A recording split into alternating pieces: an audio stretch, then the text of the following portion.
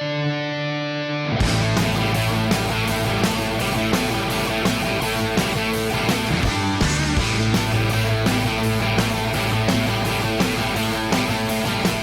everybody, this is Andy Timmons speaking to you from the lovely DiMarzio Suite here at the NAMM Show 2009, and I'm holding the prototype for the brand new AT100 CL, Ibanez Andy Timmons signature guitar. First and foremost is this unfinished, or very lightly finished, maple neck with some very nice rounded shoulders. You pick the guitar up and it immediately feels like a guitar you've played for many years. It's very comfortable, kind of a very vintagey feeling neck. The tuners involved are Spurzell locking tuners.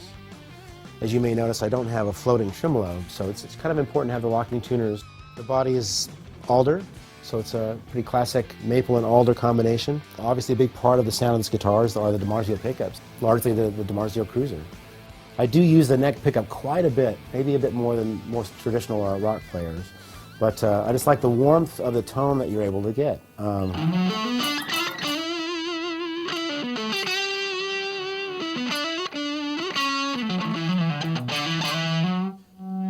Cleans up nicely, you know.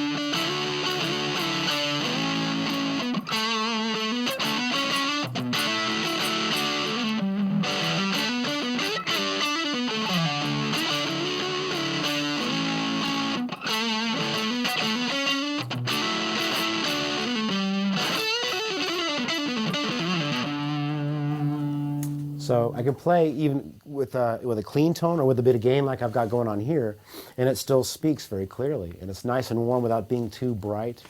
So for certain phrases, it can really be delicate with.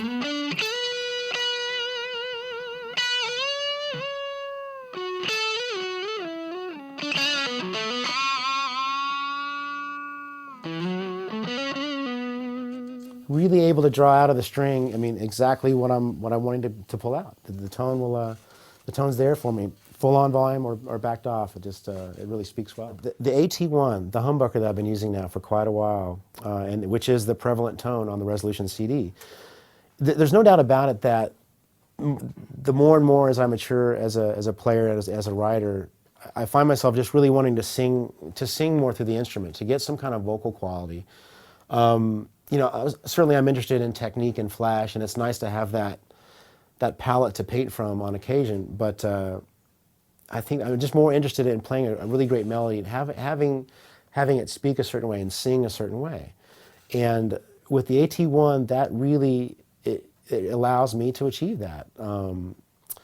With any kind of lead type of distortion guitar playing, obviously the more gain you have and more distortion, the easier it is to play, and you'll get more sustain, but you're also going to be increasing that amount of harshness that I don't like. I don't like the really buzzy top end and that type of buzzsaw kind of sound, so to speak. So with the AT1, I'm able to get just the right amount of gain, but it's a really warm top end and a wonderful, tight, fat low end. We're dealing with a very small practice amp here, but even so, we've got.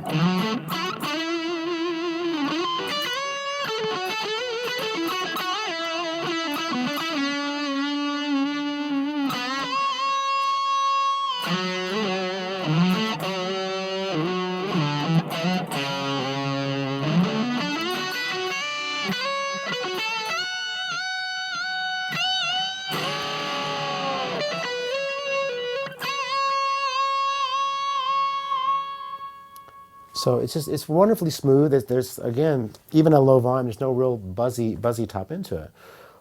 So then it just allows me to get down to the business of not having to worry about that end of it and just being expressive with the fingers and having that, you know, that clarity and that articulation come through. Because at that point, it really is about the articulation and the response between your pickup, your fingers, the strings, and the amplifier, and finding that right combination. So again, I've eliminated the guesswork about my pickups.